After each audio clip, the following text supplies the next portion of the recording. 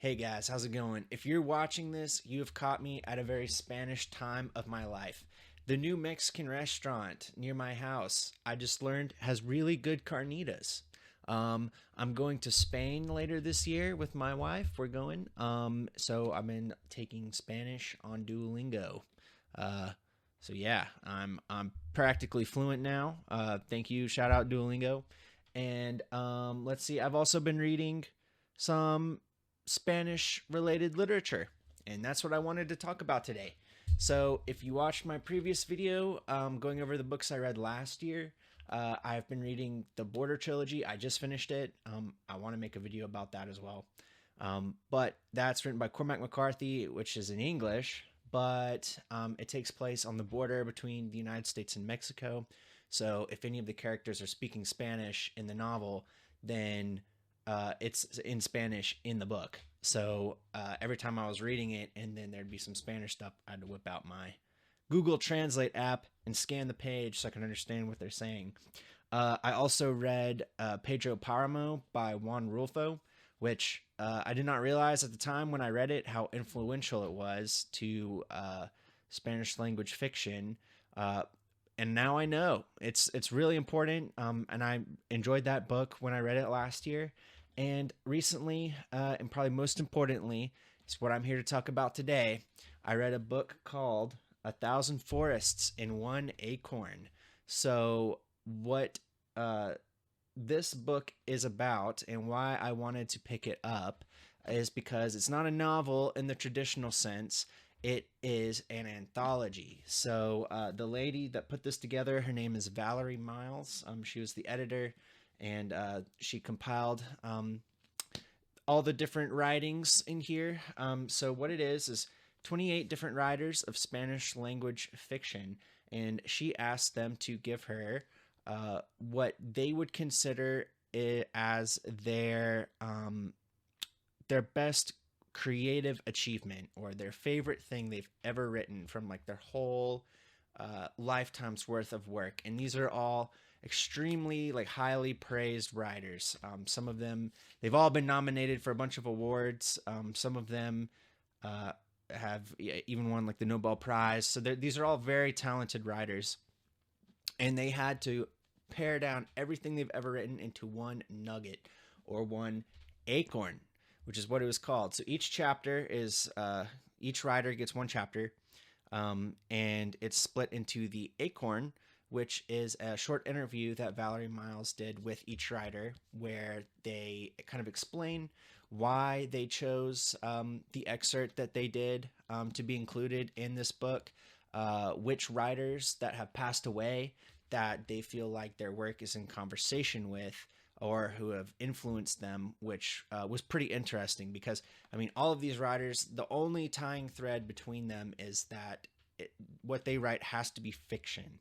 So while each writer, their work was very different from everyone else's, the writers that everyone seems to have been influenced by were all kind of similar, which was pretty interesting. Of course, there's a lot of them that were other Spanish language writers, who I wasn't really familiar with very much. I don't read a whole lot of Spanish language fiction.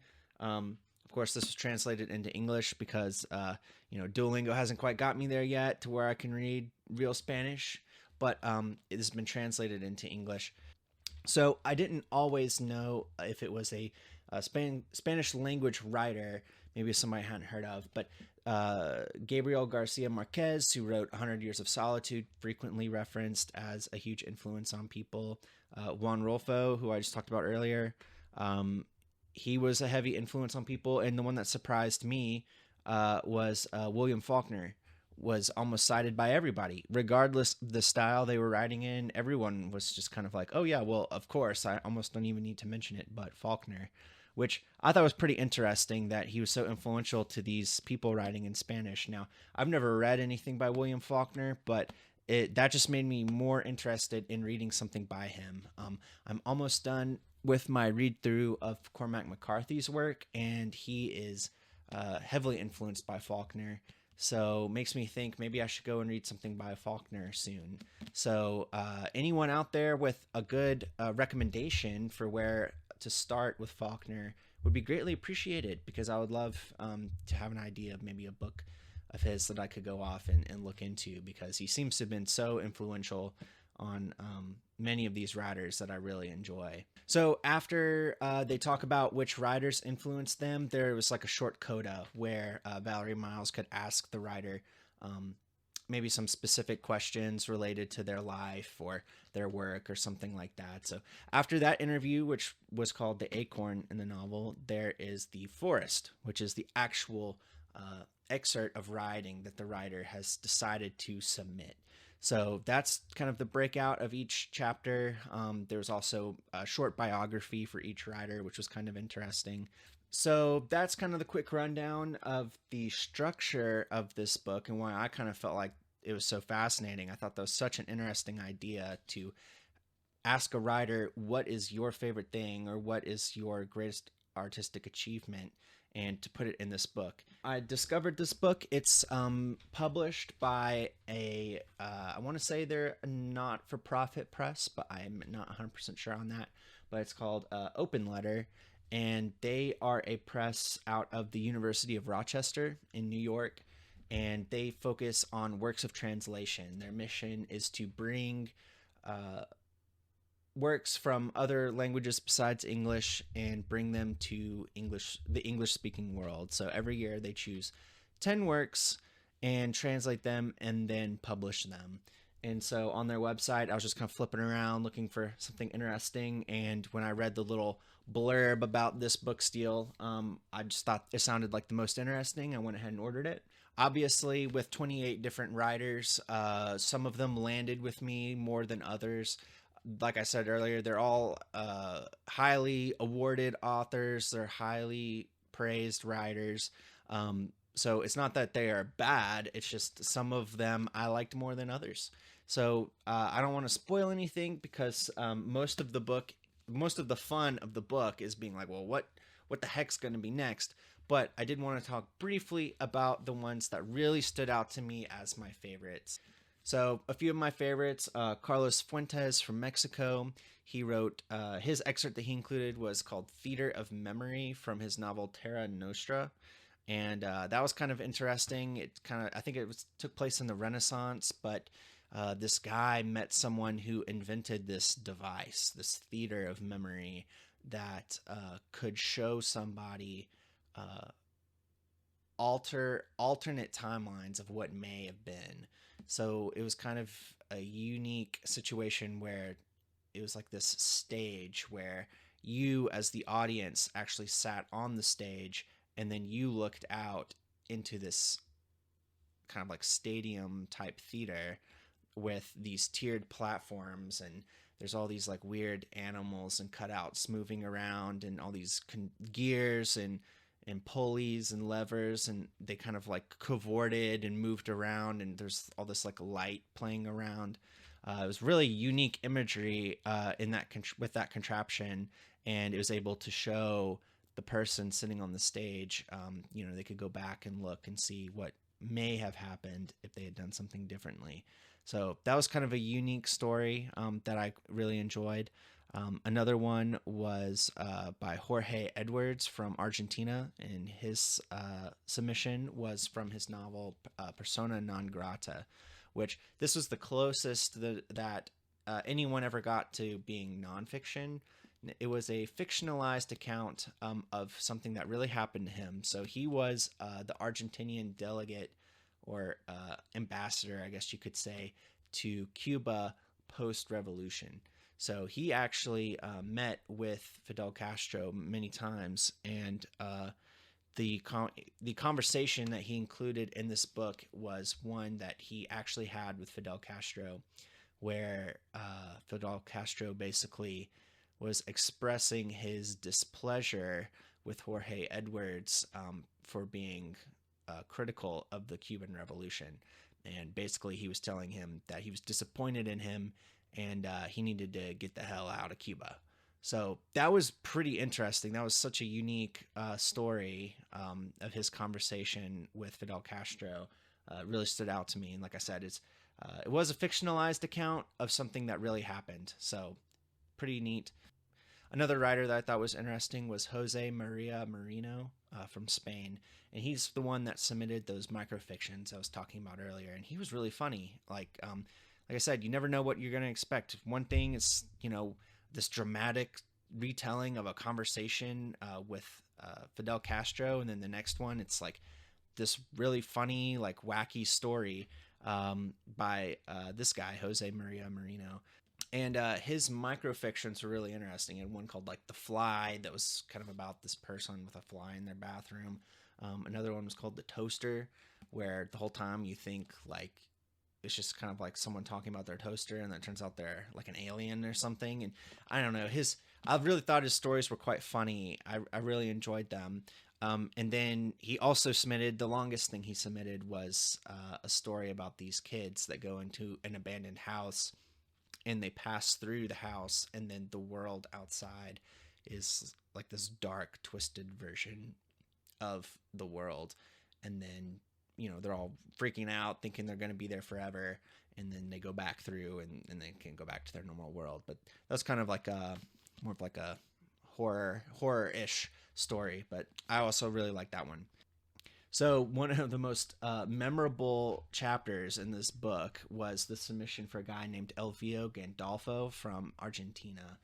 And he talked a lot about, he really was focused on bringing into reality what was impossible. So he wanted to create in the most vivid detail possible something that was completely impossible in real life. And his story that he submitted was called The Moment of Impact.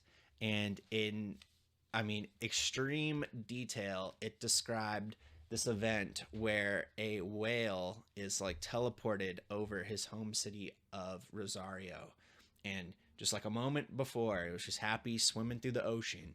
And then it just teleports on top of the city, and it describes in vivid detail like the whale's experience as it begins to like fall through the air, and as it's like getting like cooked by the sun while it's falling, and like the water streaming off of it, and what everybody's doing like on the street below, and how they have absolutely no idea that there's like a whale hurtling towards them, and what people are doing in the cafe across the street. And then the whale smacks down and it explodes into a million whale chunks everywhere. And it was just really interesting. It's just not even really a story so much as like an experiment where like he said, he's trying to just write in the most vivid detail possible this event that was so impossible in reality. I thought that was such a memorable story in there. Another one I liked was by Avilio Rosero from Colombia. And they wrote what they described as like a lot of children's stories. And this one was kind of designed to be kind of like a creepy children's story. It was called The Pigeons. It was pretty short, but it was about these two kids, and all the pigeons just kind of disappear one day from their town. And then it's all the bicycles disappear, and then their neighbors start disappearing, and then the trees disappear, and eventually the whole world basically disappears, and then they themselves disappear, and then they're just kind of floating in this endless dark void, and he can feel his friend next to him even though they're not there. And it was kind of a strange kind of like a creepy story that I thought was very good, very memorable. And the writer, he talked a lot about, he was inspired by, at the time when he was growing up in Colombia, it wasn't uncommon for people they knew to go missing. So that kind of fear of something going missing is what inspired that story. And I thought that was very memorable. And then my favorite chapter in this book was a fantasy, or a chapter from a fantasy novel. And it was written by Ana Maria Matute. If I mispronounce any of these names, please somebody correct me in the comments or something. Please tell me the right way to say it. But she's from Spain, and she wrote a novel called The Forgotten King Gudu. And by far, it was my favorite chapter in this whole book. It was so fascinating. It was, like I said, it was a fantasy, and it really almost reminded me, like, I could just see it as like a Guillermo del Toro movie or something. It had this like magical aspect to it that felt so special. Like, I have a problem with modern fantasy, or I feel like modern fantasy has this issue where like everything has to be in a system, like a magic system, where there's all these rules that have to be followed, or else it's not believable. And I feel like when I'm a lot of these books that have been written, within the past like decade or so in the fantasy genre, I feel like it's almost like the writer is trying to convince you that their world is real. And by doing that, it almost makes me feel like I just feel like, well, it's not real. And it's not treated as real if I'm constantly trying to be persuaded that it's real. But what Anna Maria Matute was able to do in this just a short one chapter excerpt from her novel was she wasn't trying to convince you that it was real. It was real to her and to you as the reader. And I thought it's such like a slight distinction, but it was so refreshing. I hadn't read anything like that in such a long time, and it reminded me of what I love about fantasy.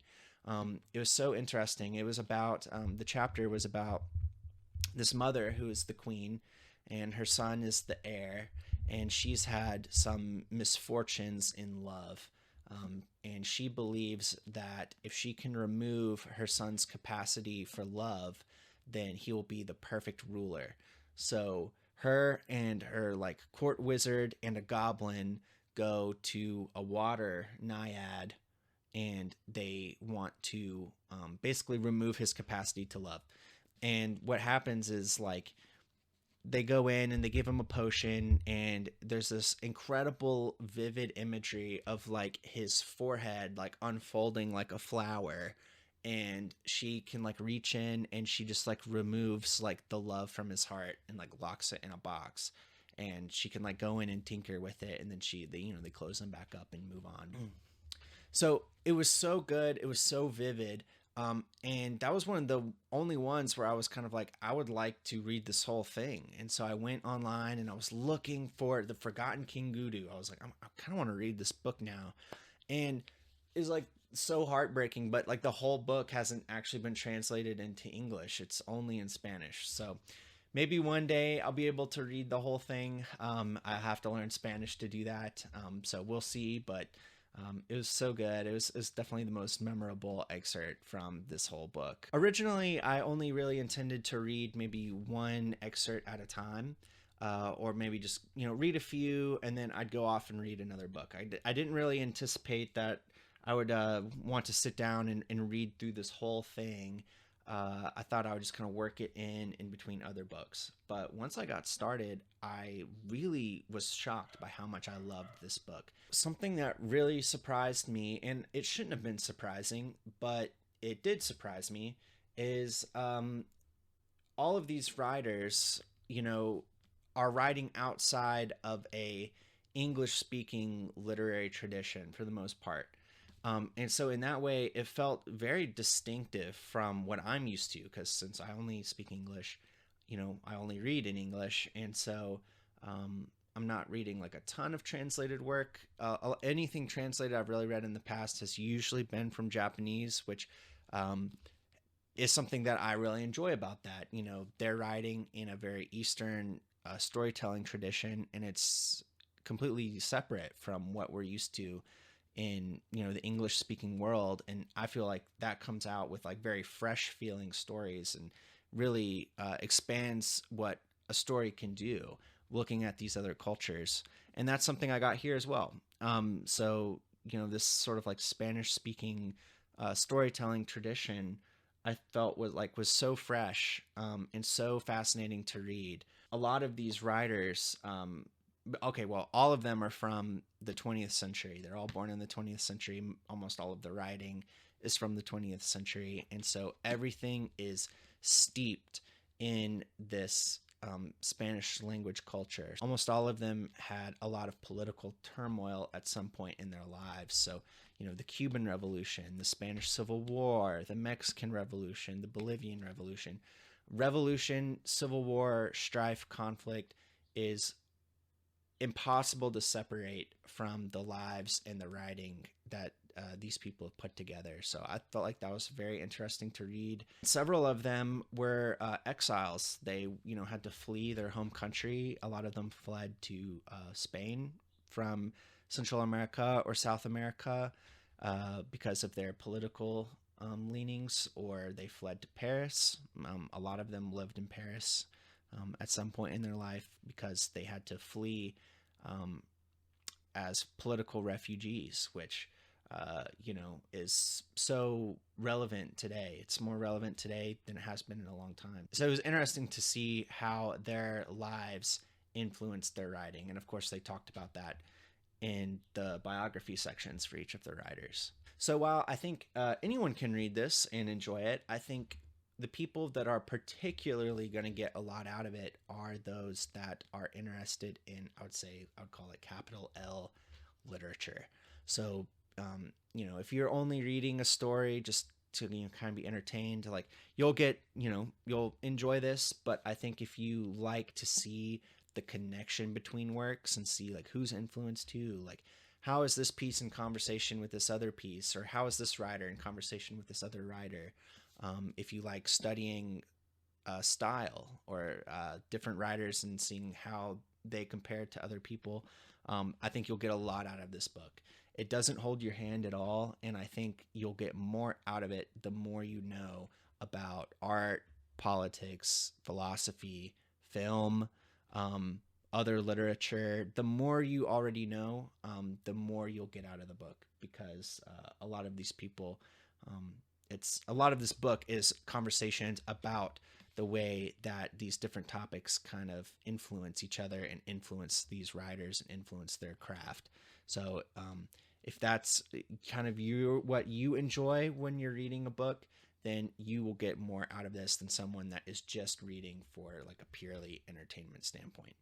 Also, I think people that will enjoy this are those that are writers themselves, and they read through this lens of craft. So like if you are trying to learn how to write, or you enjoy writing, and you read something with the eye of a writer, you'll get a lot out of this, because it's not often that you can see or have a writer explain to you what they were thinking about when they wrote something, or why they wrote something a certain way. And I felt like it was so enlightening as somebody that, also enjoys writing, to see these extremely talented writers explain their thought process a little bit. It was like kind of getting a peek behind the curtain of these extremely talented writers.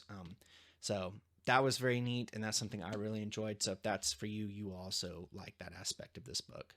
So yeah, that's about it. Just a quick little review. I just was so surprised by this book. I was so delighted. It was really wonderful. And I wanted to shout out Open Letter as well. I think that's such a cool thing to do, bringing works of translation to people so that you can experience more of the world, like I talked a little bit about earlier. It's something that I've really enjoyed recently, getting into reading these books by people that didn't come from English-speaking countries. It really gives you, it's almost like being able to live in someone else's shoes for a little bit, see the world from a little bit of a different perspective, which is always a good thing. So if that sounds interesting to you, I highly recommend 1,000 Forests and One Acorn. See you later.